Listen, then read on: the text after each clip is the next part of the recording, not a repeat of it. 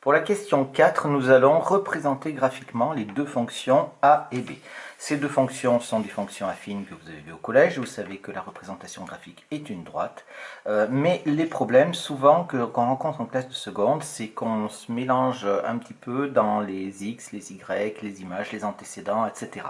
Alors, il faut arriver à fixer ça, parce que si on fait encore une erreur là-dessus, si on se trompe, alors on inverse complètement les sujets, et après tout est faux, et on ne s'en sort pas, on a l'impression de rien comprendre. Ce qui est faux, c'est juste une inversion des valeurs. Donc pour ça, moi je vais vous donner quelque chose que j'ai appelé les inséparables des mathématiques. Les inséparables des mathématiques. Les inséparables, au départ, ce sont des oiseaux, des couples d'oiseaux qui choisissent un partenaire pour la vie et qui même, je crois, vont jusqu'à mourir quand il y en a un qui meurt avant. Donc les inséparables des mathématiques, ce sont des couples. Ce sont des couples qu'il faut connaître, et à partir de ce moment-là, si on les connaît tous vraiment parfaitement, on va pouvoir ne pas se tromper parce que tout va fonctionner par ordre alphabétique. Donc ici, le premier couple, on a horizontal.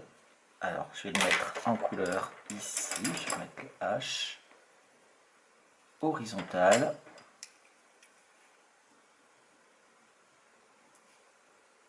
Qui va avec vertical. Et on a donc l'ordre alphabétique, le H qui vient avec le V. Le deuxième couple qui va aller avec, eh bien ça va être tout simplement X et Y. D'accord? Qui vont l'un avec l'autre. Le troisième couple dont on va avoir besoin, ça va être abscisse qui va aller avec ordonnée.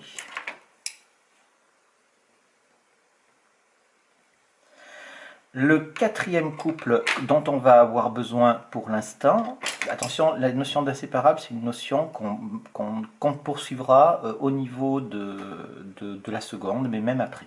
Donc, abscisse ordonnée, et pour nous, ce qui est intéressant, c'est toujours avec un A, c'est antécédent, qui va avec image. Voilà, dans un premier temps, pour commencer la classe de seconde, ces quatre couples d'inséparables qui sont bien utiles et qui vont nous permettre d'éviter bien des erreurs. Donc ici, je vais les faire sur un repère, puisque on a quelque chose, un repère, vous savez que c'est fait de cette façon-là. Donc ici, vous allez avoir horizontal avec vertical, vous allez avoir X qui va aller avec Y, vous allez avoir abscisse qui va aller avec ordonnée, et vous allez avoir antécédent qui va aller avec image. Donc horizontal, vertical, X, Y, là il n'y a pas de problème, abscisse, ordonnée, et ici antécédent et image. Ça signifie quoi? Ça signifie que si on vous demande un antécédent ne peut être lu que sur X, c'est-à-dire sur l'axe horizontal. C'est-à-dire qu'un antécédent ne peut être lu que là-dessus. Vous ne pouvez pas le lire ailleurs. Et une image ne peut être lue que sur l'axe des ordonnées. Elle ne peut pas être lue ailleurs non plus. Donc si vous respectez ça, à partir de ce moment-là, on n'a pas de souci et on ne va pas se tromper.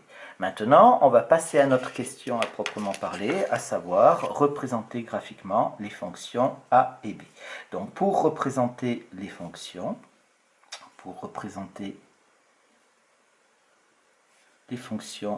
a et b,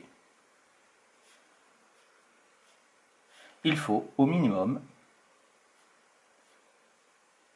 alors combien de points? Eh bien ici ce sont des droites, 2 points pour chacune des droites.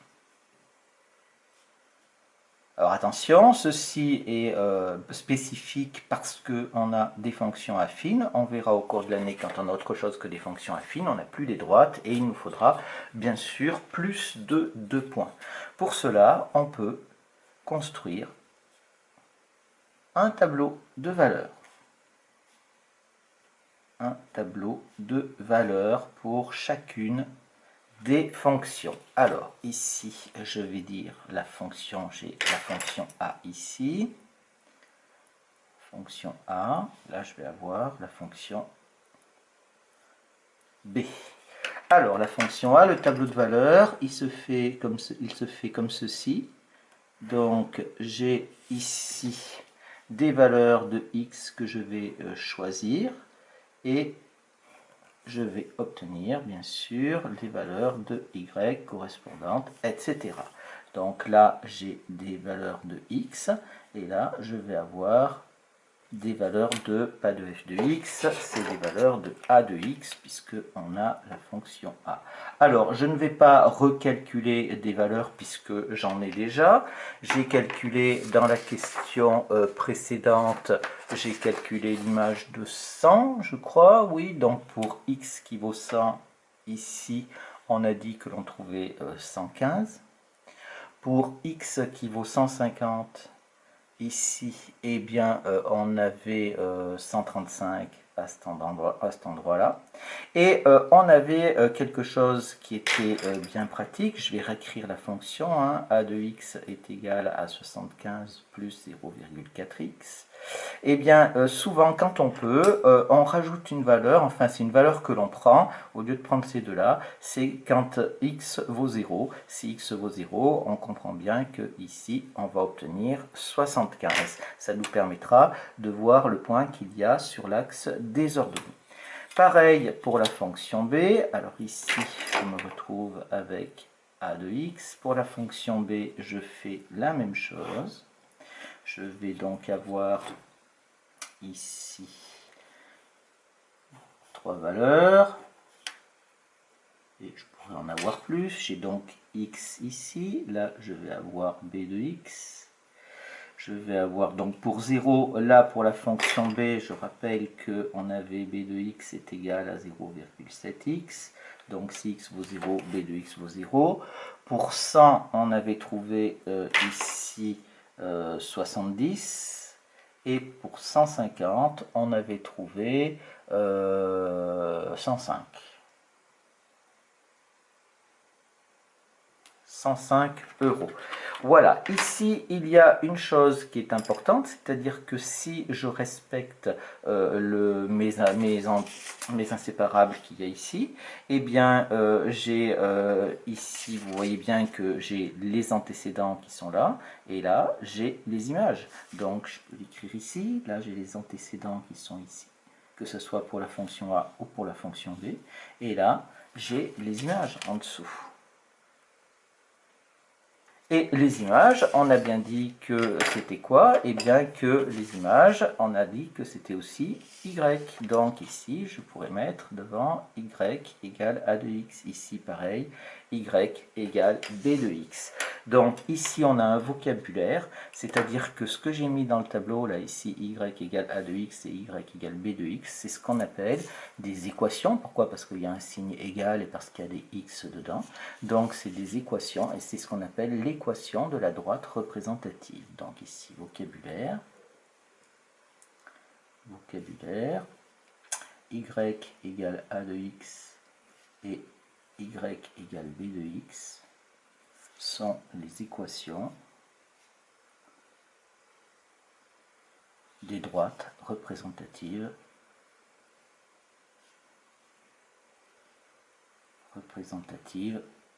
des fonctions a et b. Alors cette notion d'équation, on va travailler dessus toute l'année, donc on ne va pas trop développer pour l'instant, mais vous allez revenir toute l'année, à la fin de l'année, vous serez totalement au point là-dessus. Maintenant, on va passer à la représentation graphique. Donc ici, étant donné qu'on travaille avec des prix et des kilomètres, on est dans un exercice très concret, donc on n'a pas de valeur négative. Hein, on va rester donc toujours avec des x qui sont positifs et des prix qui sont positifs aussi. Donc on va pouvoir décaler notre repère vers la gauche et vers la droite.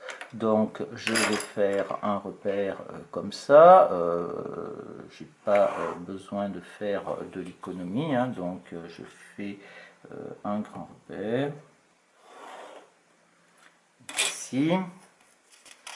Et je vais prendre, donc là je suis à 0, et je vais prendre ici 1 cm pour 20 km parcourus. Donc là je suis à 40, 60, 80, 100, 120, 140, 160, 180, 200, etc. 220, 240, 160. Et ici, pour les prix, c'est pareil, je vais prendre 20 euros, 40 euros, 60, 80, 100 euros, 120, 180, 200, etc. Voilà, je prendrai au fur et à mesure. Donc maintenant, qu'est-ce que je fais? Eh bien, je vais prendre mes tableaux de valeurs et ça va me faire donc chacun des points. Donc je fais pour la fonction A, quand je suis à 0, 0 pour kilomètre parcouru, je suis à 75, 20, 40, 60, 80. Alors il faut bien comprendre que ici, je suis à 60 là. Là, je suis à 80, donc là, je suis à 70 au milieu. Et donc 75, je suis entre 80 et 75, c'est-à-dire que je suis à cet endroit-là. Pour 100, ici 100 km parcourus, je suis donc à cet endroit-là, je suis à 115, pareil, 110, 115, c'est ici, 115, et donc je vais avoir pour 100 km parcourus, hop, alors les pointillés, on peut les mettre, hein. Moi je vous conseille de les mettre quand il n'y a pas trop, quand ça surcharge pas trop, mais voilà, donc je vais tenir comme ceci. Pas en mettre beaucoup, c'est histoire de dire que on a cette chose là. Et j'ai donc 2 points, je peux donc tracer ma droite ici, j'essaye de la tracer avec un maximum de précision et je vais avoir donc ma droite qui va être comme ceci et je vais avoir y est égal à a de x. Ici je mets l'équation de la droite dessus. Pour la deuxième fonction, pour ma fonction b, alors elle part de l'origine ici, puisque on a, pour 0, on a 0. Et je vais prendre pour 150, on est à 105. Donc 140, ici, je suis à 150. Et je suis à 105, donc 105, c'est pareil, 110, je vais être à 105 à cet endroit-là. 105. Donc, je vais obtenir... Alors là, il faut toujours prendre le temps quand vous faites une courbe représentative parce qu'on a très vite fait une petite erreur et après ça nous ferait des lectures graphiques qui seraient systématiquement fausses, ce qui serait quand même embêtant parce que le graphique permet toujours de vérifier nos résultats et si on a un graphique faux, alors ça va semer un doute dans notre esprit et on va réussir à ne plus savoir faire ce qu'on savait faire auparavant. Voilà ici, donc pour la formule B, donc y est égal à b de x ici. Voilà, donc pour la représentation graphique de ces deux fonctions, on fait un petit tableau de valeurs. Si on n'a pas eu des questions précédentes où on avait calculé des images, eh bien on choisit au hasard des valeurs de façon à pouvoir avoir au minimum 2 points pour une fonction affine. 3 points au maximum, ça fait un point de vérification, mais 2, ça suffit. Par contre, quand on aura autre chose que des fonctions affines, il faudra, je l'ai déjà dit, beaucoup plus de points pour être sûr de tout cela. Voilà, les questions suivantes vont nous permettre de voir comment est-ce qu'on utilise ce graphique.